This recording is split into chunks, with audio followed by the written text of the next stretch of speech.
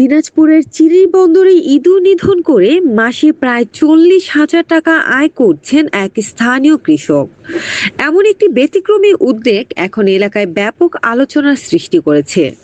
স্থানীয় সূত্রে জানা গেছে, ফসলের ক্ষতি কমাতে দীর্ঘদিন ধরেই ইঁদুর নিধনের কাজ করে আসছেন ওই কৃষক। তবে সম্প্রতি তিনি এটিকে আয়ের উৎসে পরিণত করেছেন। প্রতি ইঁদুর নিধনের জন্য নির্দিষ্ট পরিমাণ পারিশ্রমিক নেওয়ার পাশাপাশি ইঁদুরের গর্ত ধ্বংস ও জমি পরিষ্কারের কাজও করছেন তিনি। কৃষক জানান, ধান সহ বিভিন্ন ফসল রক্ষায় ইঁদুর বড় হুমকি। তাই কৃষকদের চাহিদা অনুযায়ী তিনি নিয়মিত এই কাজ করেন। এতে যেমন ফসল রক্ষা পাচ্ছে, তেমনি তার নিজেরও একটি স্থায়ী আয়ের পথ তৈরি হয়েছে।